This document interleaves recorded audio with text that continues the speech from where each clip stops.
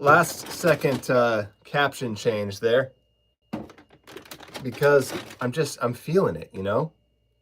It's like 50 degrees. Most of the snow's gone. It's summertime. Time for margaritas.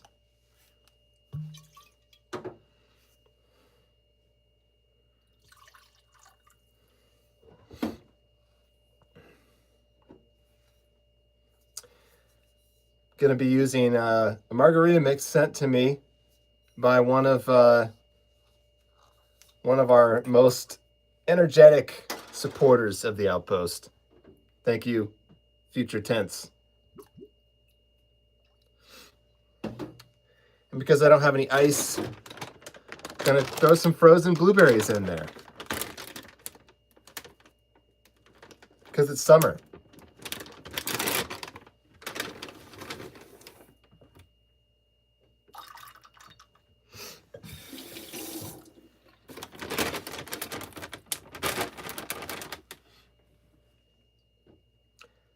Looks like a swamp full of frog eggs.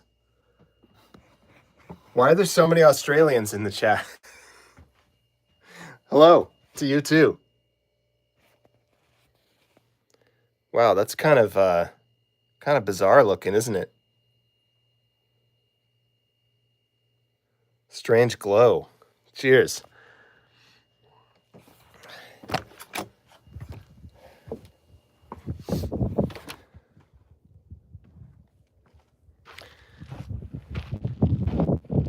So everybody, it's morning in Australia.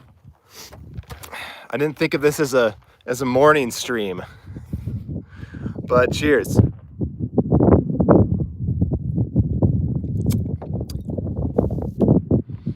Yeah, I've heard that too, Rambo.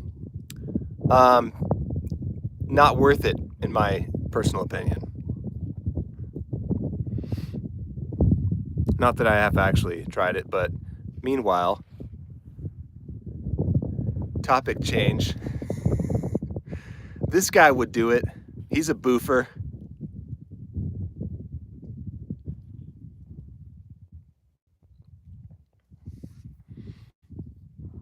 If Bob could get drunk, you know he would.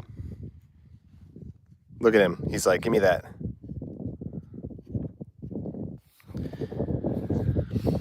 Well, I tried to do this last week. Some of you guys were here for that, and I got cut off abruptly after only a couple minutes because I walked too far out of my Wi-Fi and stream died. And I didn't really have it in me to start over again because I was kind of feeling down anyway and just didn't have the energy to start. So here we are again a week later, still kind of searching for the energy. I'm in a weird place in between life-giving projects right now where all of the things that I've been pouring my whole life into for years are kind of done, and they're like off into the world, and I'm just waiting, which means it's like time to start something new, but I don't have anything new lined up. So the last week or two, I've just been like, what do I do with my brain? Like I get about 2 or 3 hours in the morning before I start work, which is my only time to do my own creative work. And I drink my coffee and I'm like, all right, I'm awake. I have brain power. Where do I aim it? And if I don't have like a book or something to write, I get very frustrated because there's like nowhere to aim the laser. So that's been my life lately. And yeah, people, I appreciate that, Vengeful Fox. Take time to be kind to yourself. I guess that's what I'm doing right now. Because if I did have a project, I wouldn't really be able to do this because I'd be wanting to work on it. That is delicious, though. So I'm trying to take some downtime. I need something to do even in my downtime, is what I find. I need something like at least in the mornings to kind of like fire up on, and then I can take a break later. Every time he does this, we have to capture it. Well, we don't need to capture that part. Um, oh, thanks, Tina. Tina's talking about my tour of the Montreal movie sets for Warm Bodies, um, which I posted on. Actually, I did post them here. I posted one of them on YouTube. There's another one that I didn't post there because the first one I post like completely bombed on this channel compared to Instagram and TikTok. It just like doesn't seem like people here are interested in Warm Bodies, so I didn't bother to continue it. But I don't know. Maybe I will eventually. It can't really hurt, I suppose.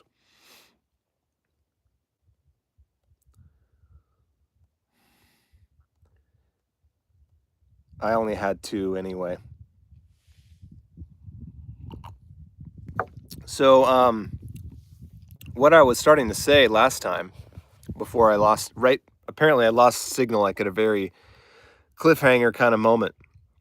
I was saying like, "Oh, I'm about to announce something," and then I lost signal, and people thought that I got mauled by a cougar or something. But what I was going to say is not, shocking news to anybody who's tuned into any of my channels lately. But the video game that I've been writing for, really not just writing for, but I am writing it. I am the only writer on this game, uh, and it just went public. I think 3 weeks ago, something like that. Um, it's called The Bazaar. There's a link to it in my profile here, I think. If not, then it's on Instagram. But it's free. It's public. So that is now available for people to check out. And like again, it's not anything I expect like my typical fans to be excited about, because it's quite a change of direction for anything that I would work on. It's much more, lighthearted and kind of whimsical, kid-friendly kind of stuff. But I do what I can to make it interesting and fun. So if you're curious at all, what sort of things come out of me these days in my in between heavy-handed novels, then you can check that out. And very low commitment. You just go download it and play. And basically, it's like my job is coming up with an imaginary world for the game and populating it with characters.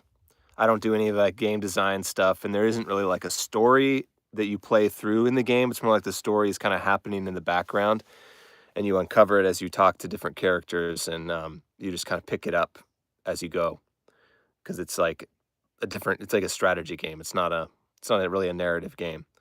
But within the constraints of that format, I've done a lot of storytelling, and there's a lot of characters, and they're all like wonderfully voice acted and beautiful music and really nice artwork. And it's a very aesthetically lush game, even if you don't like the strategy tactics kind of stuff. It's just like a fun world to hang out in my opinion. So the fact that it's free, you can just go to give it a try. I've been having a lot of fun just like writing wacky characters. I get to just kind of go wild with my imagination and come up with all sorts of oddball little freaks that I get to write dialogue for. So go meet them. Wyatt, these blueberries are not like soaked. They're just frozen blueberries I pulled out of the freezer and threw in here. You could marinate them like that, like they do with the cherries for cocktails. Soak them in brandy, and then that is delicious. Not that you have to eat a lot of cherries to get buzzed off that, but Sandra, what I'm drinking is a margarita, kind of. It's a margarita with frozen blueberries in it because I didn't have any ice. Yeah, Tina, I do. So I have one non-secret project, which is my novel, The Overnoise, which is out on submission right now. But which means just it's out to publishers and waiting to see who's interested. And then I have this other thing, a screenplay, which is secret still. we're so close to being able to announce it. I'm just waiting for these guys to like get their press release released. But any day now, it'll go public and I'll be able to talk about it, which I'm very excited about. So yeah, I do have a lot of stuff going on. It's not like I'm sitting around doing nothing and getting restless because I'm unemployed. It's more like there are things happening that are outside of my control, and I need to apply myself to something. So, Natasha, I like chocolate. I like chocolate maybe slightly less than the average person, but still enjoy it. I think maybe you were the one who sent me a pack of like New Zealand chocolates. Somebody from New Zealand sent me that. Sorry, I lose track of the nationalities of some of the names in this chat, but someone sent me a pack of like little sample triangles, or I mean squares of New Zealand flavors of chocolate, like Manuka honey and what was it, plum or something. Lots of interesting flavors. That was really good. I'm not like a chocolate fiend. I don't just like pure straight up chocolate isn't really my thing, but it can be in small doses. I like it with wine. Like I like it paired with things. Dark chocolate in particular. But yeah, it's not really like my go-to. I hardly ever buy chocolate things on my own. More of like a buttery, caramely kind of flavor guy. Oh, I should probably show you the landscape. That's always part of the show here. As you can see, we're in full swing of summer here because there's ground to look at, which means it's summer. There's only 2 seasons here. There's winter and summer. Bob is stalking something very intently. Let's get a zoom in on this. What you got there, buddy? Look at that.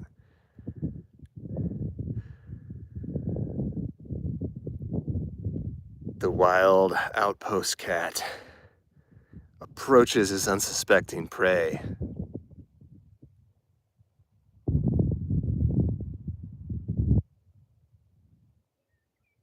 I don't see anything. I think he's stalking a little prematurely.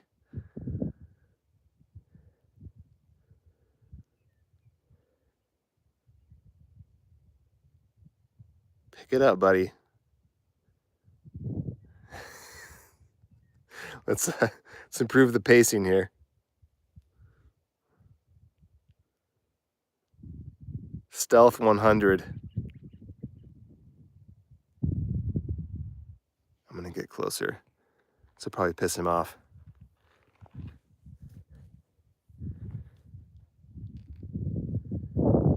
Must be something in the bush.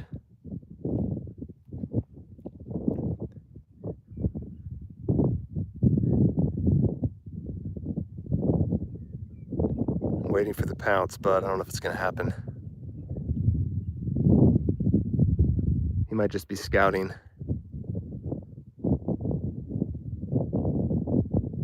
Oh, his feet are twitching.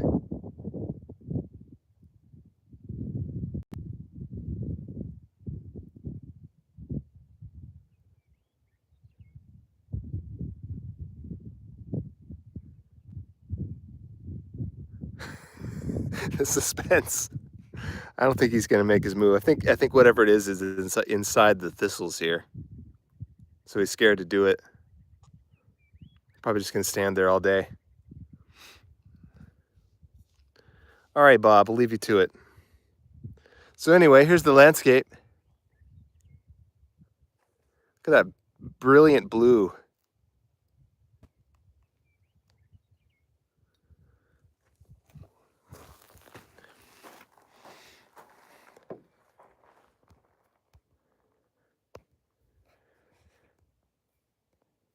Bob has once again done me a favor and hauled a mouse into the cabin and then released it. So his thing he loves to do, he thinks it's hilarious, is he basically does the opposite of an exterminator. He's the opposite of what his job is supposed to be. Instead of catching mice in the house and killing them, he catches them elsewhere, brings them in here, and then lets them loose to run amok. So he did that. I think it was actually 2 days ago. I thought he got it sometime while I was asleep, but I just realized this morning that he didn't get it because there's still a mouse in here somewhere. And he tries to he'll hunt it for a while, and then he's like, whatever, I'm bored, and he takes a nap, and the mouse continues its life. In fact, he woke me up this morning. How I woke up today. I woke up to a mouse in the bed with me, which is like, my bed is, I don't know, like 4 feet off the ground. That shouldn't be able to happen. So either the mouse crawled up the foot posts for some bizarre reason and got into my bed, or Bob captured it and brought it up onto my bed and set it next to me, which is what I suspect happened. So I came up out of like full sleep to Bob like pouncing on me, and then look over and there's a mouse like next to my pillow. So you never know what to expect around here.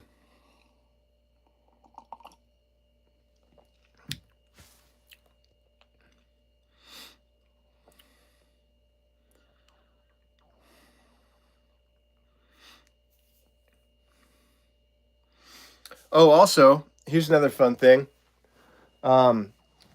Anybody know what this magazine is? Well, it's mirrored for some reason, but that says Weird Tales. Here's the alternate cover. Honestly, the cover art for this is I don't even know how this is made. Is it AI or like really questionable Photoshop? But it's a very, very old magazine, dating back to 1800s.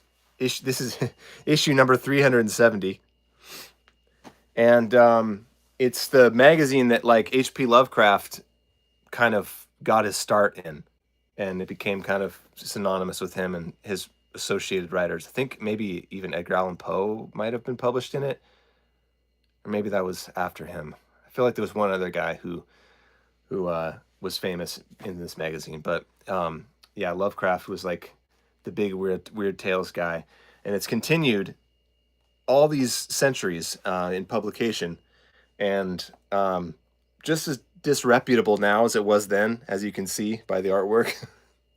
But got a short story in here next to all these other fine folks. There's me. And yes, that is the Wayne Brady. I don't know why I wrote a horror short story for this magazine. But yeah, it's about monsters. I haven't actually read it yet because I just got my copy in the mail yesterday. But I was asked to contribute to this, and I wrote a story for it, which is there it is. That's me. That's not me. That's me. That's Michael Collins, the astronaut. And the story is about what he saw during his infamous time behind the moon while the Apollo, the main guys, were doing their whole shtick on the moon itself.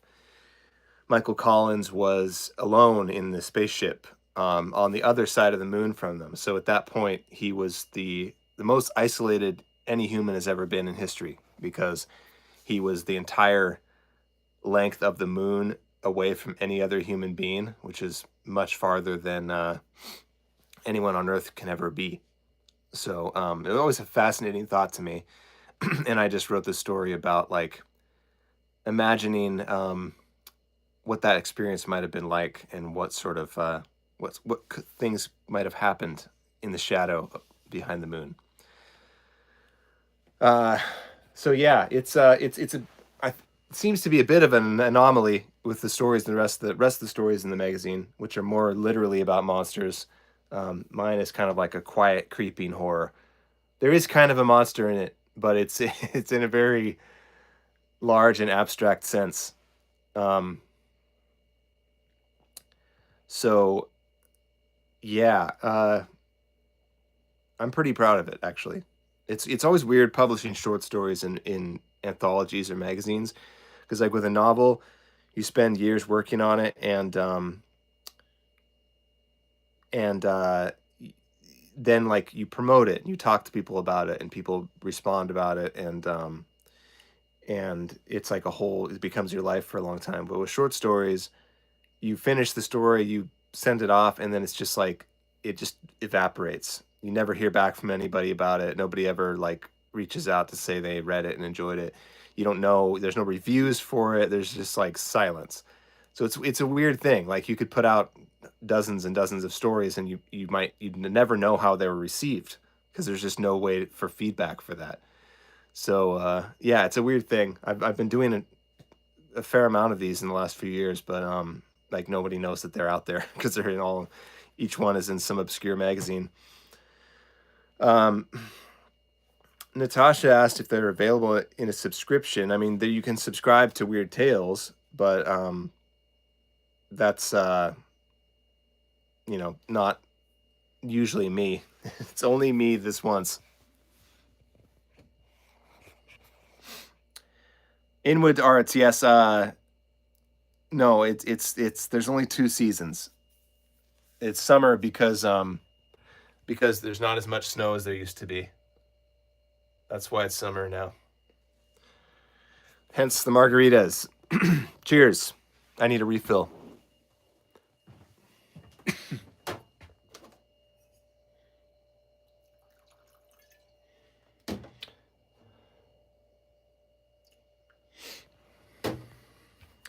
The house plans are going very well. I just moved forward with a lender yesterday, actually. I've been researching lenders for a long time. Obviously, I don't have the cash to build an entire house out of pocket, but I'm going to put down as much as I can in order to, get my payments really low. It's a construction loan, so I am going to be basically starting like as soon as the builder is ready to go, like next month, if possible. I don't know if it can start quite that soon because of the lending situation, but yeah, it's happening for real this time. No, I'm not going to crowdfund my house, Natasha. I can self fund a house. And if I was ever going to do crowdfunding for basic life necessities, it would have been when I first got out here, when I didn't have a job and didn't have any prospects and had nothing going on. That would have been the time to do the crowdfunder. But instead, I chose to grind it out and get to where I am now, which is this beautiful, luxurious shed. And now I'm ready to like actually be a big boy and get a house built. I'm gonna help build it. I say I'm building it, but I really mean having it built by a builder, but not quite in the hands-off sense that usually happens because it's such a small house. It's literally just gonna be one guy, but he builds houses kind of like for fun, and he's a retired engineer and he just like enjoys doing it. So he's building this house for like really really below market prices, and he's gonna allow me to be kind of his apprentice. So I'll be doing kind of like the similar work that I did myself on this shed, on the actual house, but with the wonderful advantage of having someone who actually knows what he's doing, being the foreman on the project. So that's going to be so much more fun because when I did my building here, the labor itself was not the problem. The labor is fun. The part that made me hate life was the mental stuff, like trying to plan a task that's just so far outside of my realm of experience and trying to figure out all the math of everything. And it was very mentally taxing. So I think I'll be spared that aspect of it this time. I'm going to tell him like, look, pretend that I'm just some like drunk 20-year-old who it just you found at Home Depot, the Home Depot parking lot, and just like put the hammer in my hand and tell me where to swing it, and then I'll just like do grunt work, like idiot labor, and then watch him and like observe and learn as much as I can. So looking forward to it. I won't be able to do it as much as I could as I was originally planning to because I have this full-time writing job now.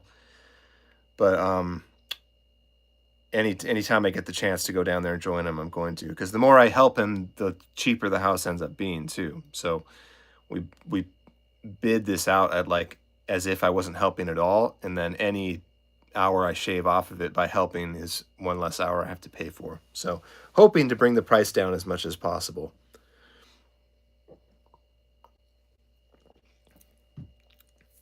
Drunk 20-year-old is how I got my start in the world of construction. I was shit. I wasn't even 20. I think I was like 18 when I got that job, doing HVAC work, installing heating systems and retrofitting houses and stuff. I did that for 4 years, and yeah, it was like me and this other young guy, and then this really old dude who was like a hardened, tough, like felon, just got out of prison and got this job with my boss, and the three of us were putting in heating systems, and that was my first real like hard exposure to that kind of labor, and then I didn't do it again for decades. But I kind of brushed off those skills when I built this place, and hoping to take them a little further in the next iteration with that house. By the time I'm done with that house, I'll still won't be able to build a house on my own, I think, but I'll be able to probably do a lot more repairs and install, new systems.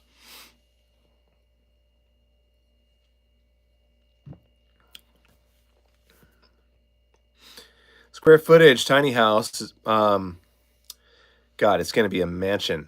890 square feet. In fact, I'll show you the plan. I just pulled this out.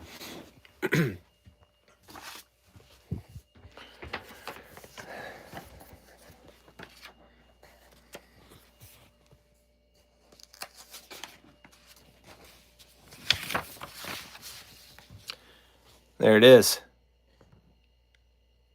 Actual house. No more sheds. So this is the living room, bedroom, office,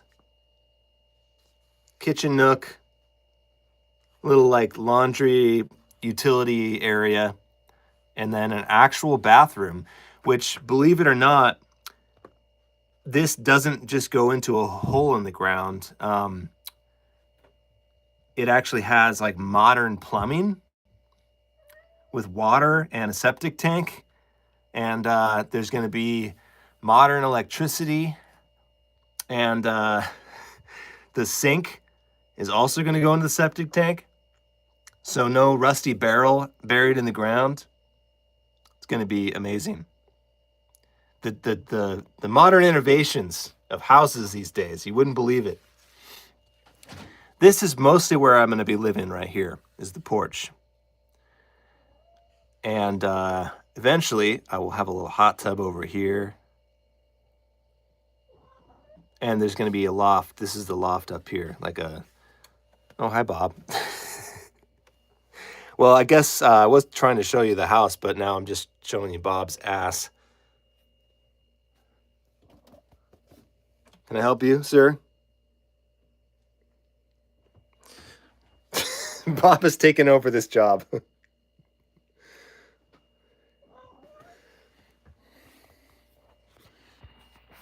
So yeah, I'm really excited about this. That alone is going to radically transform my life. I mean, I've gotten pretty used to life in the shed, but so transitioning to even like that, by house standards, that's super tiny, but by shed standards, is a mansion. So I'm like ecstatic about how that's going to change my life, not just in terms of my comfort levels, but just like the things that I can do in my life. So many more activities will become possible, including like having friends over. That'll be a life changing thing because I can't really do that here. This is my only friend right now. And look at him. He's a bastard.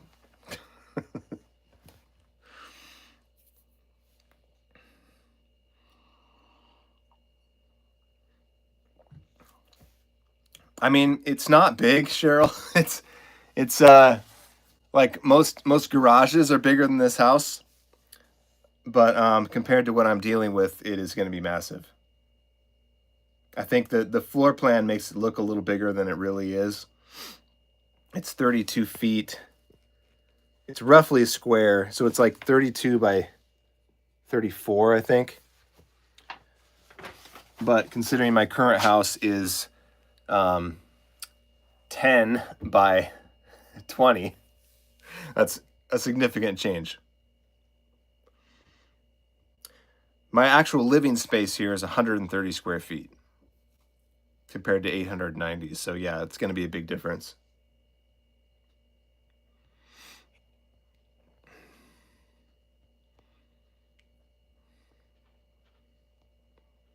It's not going to be echoey, empty and echoey, Holly, because I'm going to fill it with wonderful things. There's going to be plants and music and rugs and artwork and all the wonderful things that I've just sort of abandoned in my current life. I'm going to have more animals. There'll be at least one other cat, eventually maybe a dog, chickens. Since I can't surround myself with people, I'm going to surround myself with animals and have just like a warm, like weird little crowded, isolated life. Yeah, I'm really excited about it.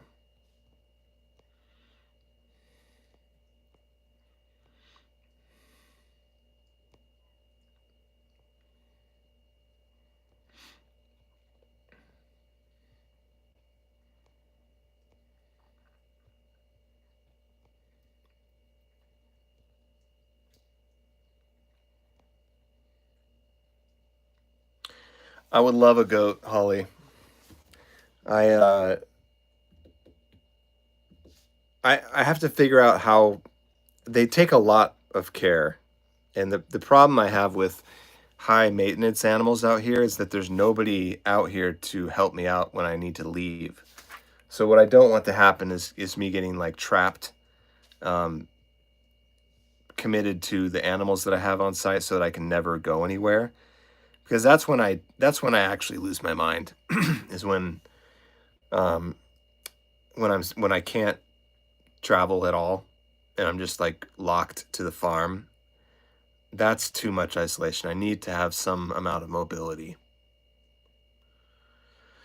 So goats, I'd have to find somebody out here who could take care of them if I were to get livestock animals.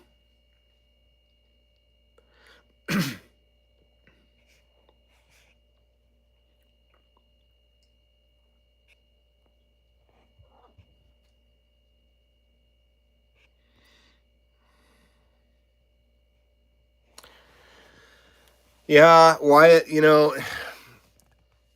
I hate to agree with you, but if nothing else, the company of animals is more reliable. Um, Humans are very unreliable, unpredictable, and human relationships can go wrong in ways that animal relationship never can. So many ways. So I spent a lot of years trying to really cultivate a human community, and it just never really worked out. I got close a couple times, but then like some person, some gear in the machine would fail. They would leave or change in some way that made the whole thing fall apart, and then it's like it just the vibe is ruined and everybody leaves. And that just would happen over and over again. I don't know.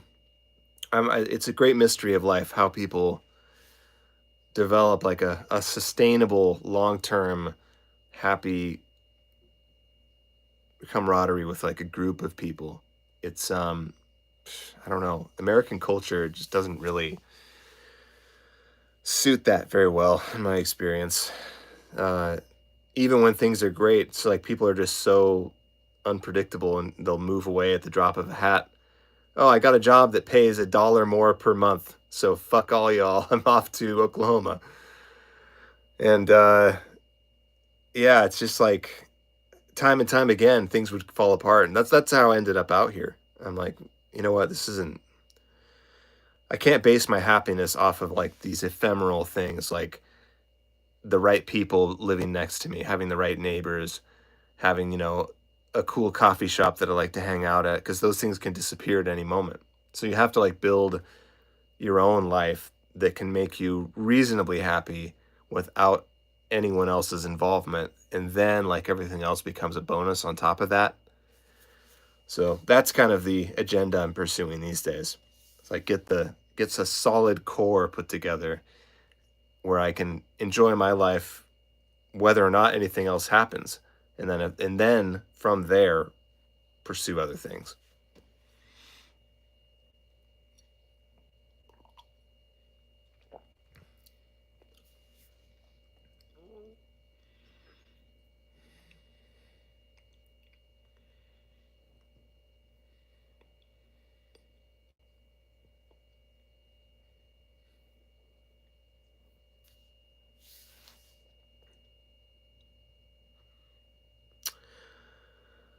Well, I think that's about all for me.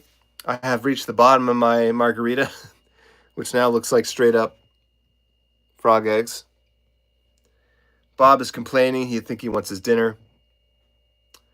So I hope you all are having a wonderful Saturday night, and I appreciate you taking a moment to keep me company as I wander about here. It's been months since I've gone to the local pub. I have not had a drink in ages, and I realized today, like I need to kick back once in a while. I'm going crazy with the lack of any like just fun time. So if I can't find real people, real presences to be around out here, the virtual equivalent is still nourishing. So thank you. Goodbye, everybody.